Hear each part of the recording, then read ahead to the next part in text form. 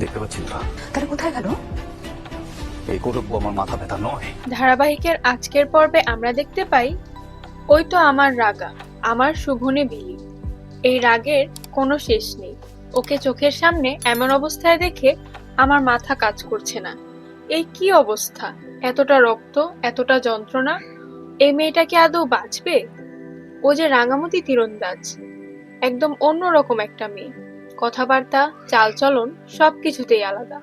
আমি জীবনে অনেক কিছু দেখেছি, অনেক কথা শুনেছি, কিন্তু এমন কিছু আগে কখনো দেখিনি। স্যার, এটা কিনে আনা কিছু না, গাছের ডাল দিয়েই এমন আঘাত করা হয়েছে। বাইরের কেউ নয়, খুব পরিকল্পনা করেই এই হামলা। প্লিজ আপনি একটু দাঁড়ান। রামা, রামা, আমি ঠিকমতো কথা বলতে পারছি না, আমি খুব ভেঙে পড়েছি। আপনারাই তো বলেছিলেন এই মেয়েটা কারো ক্ষতি করেনি, তাহলে ওর সঙ্গে এমন ব্যবহার কেন? রাঙামতি তীরন্দাজকে এভাবে মারার চেষ্টা, এটা কোনো সাধারণ ঘটনা নয়। ওর আমার রামা, আমার রামামতি। আমি বিশ্বাসই করতে পারছি না এমন কিছু হতে পারে। সবচেয়ে বড় কথা হলো, আপনারা ওকে বাড়ি নিচ্ছেন না, কলকাতার হাসপাতালে নিয়ে যাচ্ছেন না কেন? ও খুব অসুস্থ, ওর চিকিৎসা দরকার। এই মেয়েটা জঙ্গলের মানুষ বলে কি ওর সঙ্গে এমন অবহেলা করা যাবে? এটা কোনো গল্প নয়, এটাই বাস্তব। আমি জানি আপনারা হাসছেন, কিন্তু এই পরিস্থিতিতে হাসার জায়গা কোথায়? আর কোনো প্রশ্ন আছে? Yes sir, excuse me. এই মেয়েটাকে এমন অবস্থায় রেখে কেন কোনো হোমে পাঠানো হচ্ছে না?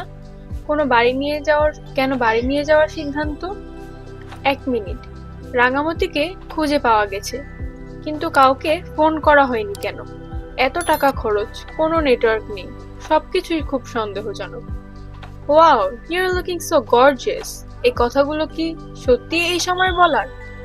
নিয়ে আসলেই যদি সব শেষ হয়ে যেত, তাহলে এত পরিকল্পনার কি দরকার ছিল? শ্যাম, আমার মনে হচ্ছে সবাই একসঙ্গে আছে, এটা ওদের প্ল্যানিং। রাঙামতির মতো একটা ডিফেন্সলেস মেয়েকে এভাবে ফাঁদে ফেলা হয়েছে। 24 ঘন্টা পুলিশ পাহারা থাকবে, কোনো অসুবিধা হবে না। পুলিশ কেমোটা ঠিক আছে, সবকিছু নিয়ন্ত্রণে। আমি যাদের নাম বলবো শুধু তারাই রাঙামতির সঙ্গে দেখা করতে পারবে, বাকিদের সঙ্গে দেখা হবে না। আপনারা একদম চিন্তা করবেন না। পরবর্তী পর্বে অপেক্ষা করছে আরো বড় চমক। নিয়মিত বেঙ্গলি সিরিয়াল আপডেট ও এপিসোড রিভিউ পেতে রূপ ডেইলি আপডেট চ্যানেলটিতে সাবস্ক্রাইব করুন।